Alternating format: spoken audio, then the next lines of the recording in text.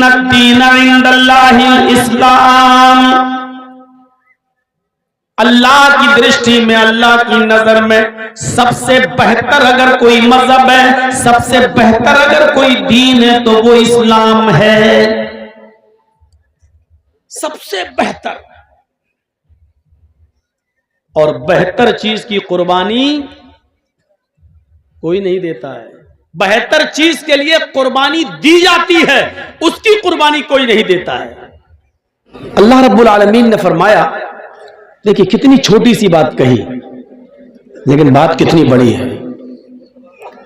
या अय्युहल्लज़ीना आमनु दुखुलू फिस्सिल्मि काफ़ा। ऐ ईमान वालो, ऐ मुसलमानों, तुम इस्लाम के अंदर पूरे के पूरे दाखिल हो जाओ, कंप्लीटली मुस्लिम बन जाओ, मुकम्मल तौर पर तुम इस्लाम के अंदर दाखिल हो जाओ। इसका मतलब जानते हो क्या है? इस आयत का मतलब यह है कि इस्लाम हमारी मर्जी के मुताबिक उस पर अमल नहीं किया जाएगा, हमारे दिल से नहीं चलेगा, बल्कि इस्लाम मुहम्मदुर रसूलुल्लाह सल्लल्लाहु अलैहि वसल्लम की मर्जी के मुताबिक चलेगा। हम जो चाहें वो करें, वो इस्लाम नहीं है। मुहम्मदुर रसूलुल्लाह ने जो बताया है हमें वो करना है, वो इस्लाम है। मुस्लिम का माना क्या होता है? इस्लाम को लाकर एक आदमी मुस्लिम हो जाता है। मुस्लिम का माना क्या होता है आपको मालूम है? मुस्लिम, अल्लाह ताला हम सबको हज करने की तौफीक अता फरमाए।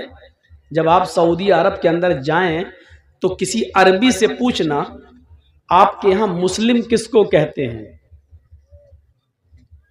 अरब आपको बताएंगे, अरब के अंदर मुस्लिम उस ऊंट को कहा जाता है जिसकी नाक में नकेल डाल दी गई हो, रस्सी डाल दी गई हो, और ऊंट कोई भी काम अपनी मर्जी से न करता हो।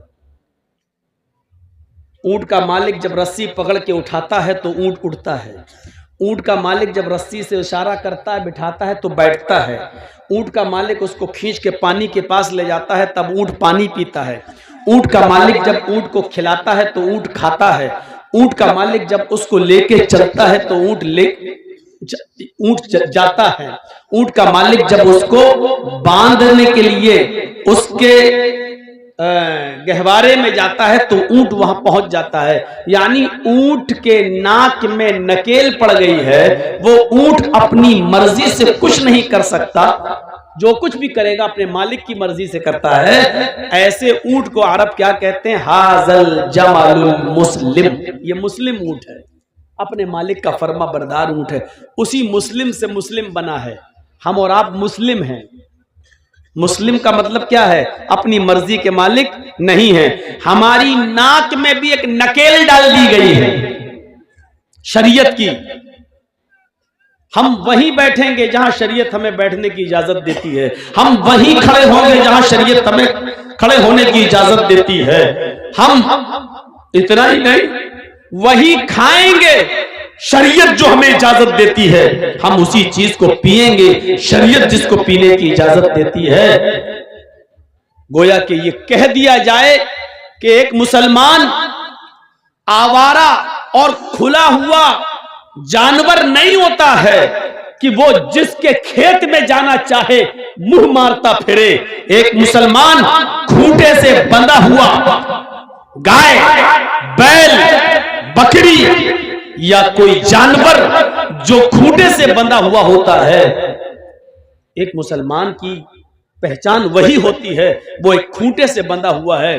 कितना भी भाग ले कोई जानवर, जो जानवर खूंटे से बंधा है, रस्सी से बंधा है, वो कितना भी जाए लेकिन वो अपनी सीमा से बाहर नहीं जा सकता है। जितनी बड़ी रस्सी होगी वो उतना ही दूर जाएगा, उससे आगे नहीं जा सकता है। फिर उसको लौटकर अपने खूंटे के पास ही आना है। यही एक मुसलमान और एक मोमिन की तारीफ है। एक मुसलमान उतना ही लाइन को क्रॉस कर सकता है जितना वो जा सकता है, हद से ज्यादा नहीं, लौट कर उसको फिर वहीं आना है।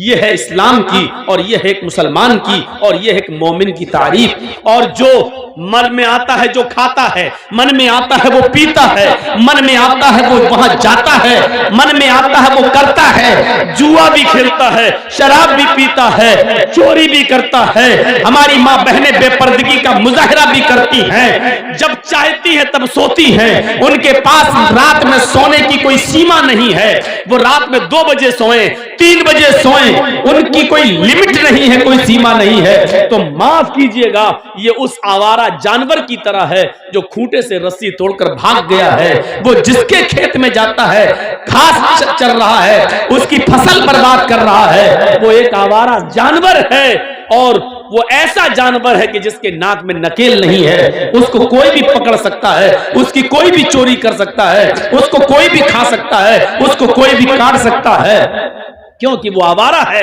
और अपने मालिक से भागा हुआ है। तो मेरे भाइयों, जिस तरीके से मालिक से भागा हुआ जानवर महफूज नहीं है, उसी तरीके से शरीयत के बाहर जिंदगी गुजारने वाला मुसलमान महफूज नहीं है। इसी को अल्लाह के रसूल ने कहा था, यूशिकुल उममु अन तदा अलैकुम कमा तदा अल अकलतु अला किसतिहा। एक जमाना तुम्हारे ऊपर ऐसा आ जाएगा कि सब जिस तरीके से भूखे लोग दस्तरखान पर टूट पड़ते हैं, भूखे लोगों को जहां खाना मिलता है वहीं टूट पड़ते हैं, ऐसी ही दुनिया की सारी कौमें तुम्हारे ऊपर टूट पड़ेंगी। दुनिया की सारी कौमें तुम्हारे ऊपर टूट पड़ेंगी। जिस तरह भूखे दस्तरखान पर, प्यालों पर टूट पड़ते हैं, उसी तरीके से दुनिया की सारी कौमें तुम्हारे ऊपर टूट पड़ेंगी। आज वो जमाना हम अपनी आंखों से देख रहे हैं। मुसलमान कहीं भी महफूज नहीं है। दुनिया के किसी चप्पे में चले जाइए आप, मुसलमान महफूज नहीं है। वो फिलिस्तीन जो अरबों के अंडर में था, आज वो फिलिस्तीन यहूदियों के कब्जे में है। फिलिस्तीन, इजराइल फिलिस्तीन के कब्जे में है। वो बैतुल मुकद्दस जिस पर हमने 800 साल जो हमारे दायरे में रही, जो हमारे कंट्रोल में रही, हमारी नाइत्तिफाकी बढ़ी, जब हमारे दरमियान, जब हमारे बीच में फिरकाबंदी हुई, तू हनफी, तू शाफई, तू बरेलवी, तू शिया, तेरे पीछे मेरी नमाज नहीं, मेरे पीछे तेरी नमाज नहीं, जब ये सारी बातें हमारे दरमियान आई तो बैतुल मुकद्दस आज यहूदियों के कब्जे में चला गया। हमारे अंदर मेजॉरिटी नहीं है, हमारे अंदर इत्तिफाक नहीं है, हमारे अंदर इत्तिहाद नहीं है, हमारे अंदर एकजुटता नहीं है, हमारे अंदर फिरकों में बटे होने की लालसा जागी हुई है। हम एक दूसरे को गाली दे रहे हैं, हम एक दूसरे के पीछे पड़े हुए हैं। मेरे भाइयों, ये चीज हमें दूर कर देती है। शरीयत की नकेल अपने अंदर डालिए, शरीयत की नकेल अपने अंदर डालिए। कुरान ने क्या कहा, या अय्युहल्लज़ीना आमनु दुखुलू फिस्सिल्मि काफ़ा, ऐ ईमानो वालो, ऐ मुसलमानों, तुम इस्लाम के अंदर पूरे के पूरे दाखिल हो जाओ, पूरे के पूरे दाखिल हो जाओ। क्या कोई कह सकता है कि हम पूरे के पूरे इस्लाम में दाखिल हैं? एक आदमी उठा, 10 बजे सो के उठ रहा है, फजर की नमाज उसने नहीं पढ़ी, जोहर की नमाज पढ़ाया, मगरिब की नमाज पढ़ाया, असर की नमाज पढ़ाया, इशा की नमाज में फिर हिम्मत नहीं हुई, सर्दी की रातें, फिर जाके सो गया। क्या 3 वक्त की नमाजें पढ़कर हम बिस्तर पे सो जाते हैं और अपने आप को हम मुसलमान समझते हैं? अल्लाह ने और उसके रसूल ने हम पर फर्ज की है 5 वक्त की नमाज। कोई आदमी 2 वक्त की नमाज को अहमियत नहीं देता, फजर में सो जाता है, इशा में सो जाता है और 3 वक्त की नमाज पढ़ लेता है। मेरे भाइयों, ये आदमी डबल गुनाहगार है। कभी आपने सोचा है क्यों इस आदमी को डबल गुनाह क्यों पड़ेगा? आप ही बताइए। आपका एक बच्चा है, 10 साल का है, मान लीजिए 5th में पढ़ रहा है, 6th में पढ़ रहा है, स्कूल जाता है, स्कूल का टाइम है उसका 8 बजे स्कूल है, 1 बजे छुट्टी है, लेकिन आपका बच्चा हमेशा कभी 8:30 पे पहुंचता है, कभी 9 पे पहुंचता है। 1-2 मरतबा वहां का स्टाफ, वहां के टीचर वार्निंग देंगे, आज लेट कैसे आए हो, सब देर हो गई, 1-2 बार छोड़ देंगे, लेकिन बार बार जब आपका बच्चा 2-3 बार लेट पहुंचेगा तो उसको पनिशमेंट भी मिलेगा, कभी उसको मारा भी जाएगा। आज देर से क्यों आए हो, 2-3 बार मार के छोड़ दिया जाएगा। लेकिन जब वो अपनी आदत बना लेगा और वो बराबर लेट जाएगा तो फिर उसको स्कूल का मैनेजमेंट उसको स्कूल से निकाल देगा। क्यों? और एक वो बच्चा है जो स्कूल जाता ही नहीं है, ना उसको मारा जाता है ना निकाला जाता है। क्यों? वो तो जा ही नहीं रहा है, वो तो जा ही नहीं रहा है, ना उसको मारा जा रहा है ना निकाला जा रहा है। क्यों? वो तो जा ही नहीं रहा, तो उसको क्यों मारेंगे? लेकिन जब आपका बच्चा स्कूल जाता है तो उसको कभी मारा भी जाता है और बाद में निकाला भी जाता है, यानी उसको डबल सजा। एक तो ये कि पिटाई भी लगी, दूसरी ये कि उसने आदत बना ली तो उसको निकाला। पढ़ने वाले बच्चे को डबल सजा और जो बिल्कुल नहीं पढ़ रहा है उसको कोई सजा नहीं। तो आपने कभी गौर किया, जो आदमी बिल्कुल नमाज नहीं पढ़ रहा है दुनिया में उसको कोई सजा नहीं है, नहीं पढ़ रहा है। लेकिन जो आदमी 3 टाइम की पढ़ता है 2 टाइम की छोड़ देता है, 4 वक्त की पढ़ रहा है 1 टाइम की छोड़ देता है, ये आदमी अल्लाह की अदालत में डबल मुजरिम है, डबल गुनाहगार है। उसकी वजह यह है कि अल्लाह ने फर्ज की है 5 वक्त की नमाज, ये अपने ऊपर फर्ज कर लिया 3 वक्त की नमाज।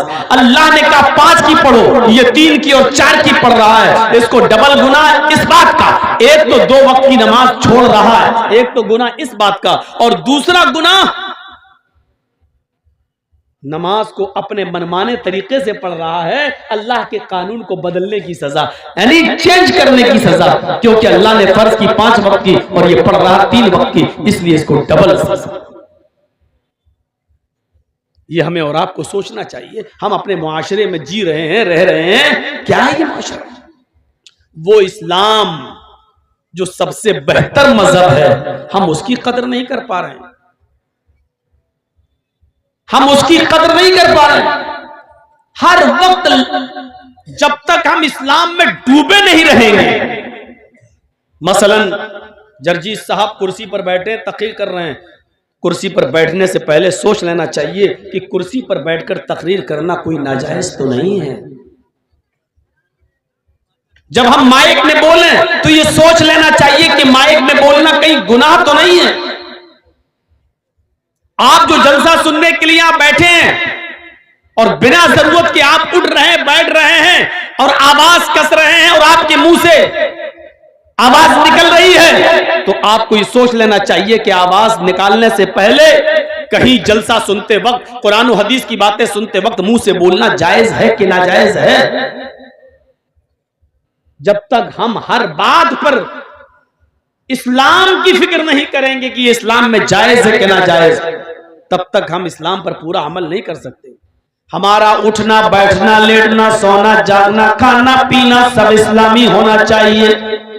हमारी शादियां इस्लामी होनी चाहिए, हमारा रहन सहन इस्लामी होना चाहिए, हमारे बीवी बच्चे इस्लामी माहौल में रहना चाहिए।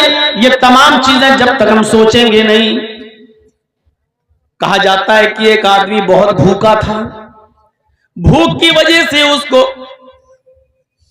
हालत उसकी खराब थी और उस आदमी से किसी ने पूछा कि 2-2 कितने होते हैं? 2-2, 2 और 2 कितने? उसने कहा 4 रोटी। कभी आपने सोचा है कि उस भूखे आदमी की जबान से 4 रोटी क्यों निकला? उसको 4 पेन भी तो कह सकता था, 4 फैन भी तो कह सकता था, 4 माइक भी तो कह सकता था, 4 किताब भी तो कह सकता था, 4 मोबाइल भी तो कह सकता था। और इसको भी कहने की जरूरत नहीं थी, क्योंकि पूछने वाले ने सिर्फ गिनती पूछी, 2 + 2 कितना, 2 और 2 कितना। उसका जवाब सिर्फ यह होना चाहिए था कि 4, लेकिन उसके मुंह से निकला क्या? 4 रोटी, क्योंकि उसको भूख लगी थी। उसका दिमाग सिर्फ रोटी की तरफ लगा हुआ था, उसका जहन सिर्फ खाने की तरफ लगा हुआ था, इसलिए सवाल न समझते हुए भी उसने जवाब में रोटी कह दिया। इससे क्या पता चलता है? इससे पता यह चलता है कि जिसका दिमाग जिस चीज में लगा हुआ है उससे वही चीज नमूदार होती है, जाहिर होती है। हमारा उठना, हमारा बैठना, हमारा दिमाग इसी में लगना चाहिए। हमारा उठना इस्लामी है या नहीं, हमारा बैठना इस्लामी है या नहीं, हमारा खाना इस्लामी है या नहीं, हमारा पीना इस्लामी है या नहीं, हमारा चलना इस्लामी है या नहीं, हम अपनी बेटी की जो शादी कर रहे हैं वो इस्लामी है या नहीं। जब तक हमारी सोच, हमारा दिमाग, हमारा माइंड जब तक पूरा का पूरा इस्लाम की तरफ नहीं लगेगा, हम इस्लाम के ऊपर पूरे के पूरे अमल नहीं कर सकते और इस्लाम के अंदर पूरे के पूरे हम दाखिल नहीं हो सकते हैं। कुरान कहता है या अय्युहल्लज़ीना आमनुदखुलू फिस्सिल्मि काफ़ा, आई ईमानो वालो तुम इस्लाम के अंदर पूरे के पूरे दाखिल हो जाओ। इस्लाम के अंदर इसलिए दाखिल हो जाओ क्योंकि इस्लाम सबसे बेहतर मजहब है। दूसरे मजहबों को क्रिटिसाइज नहीं करना चाहिए, उन पर तनकीद नहीं करना चाहिए। हर आदमी अपने अपने मजहब पर अमल करने के लिए आज़ाद है।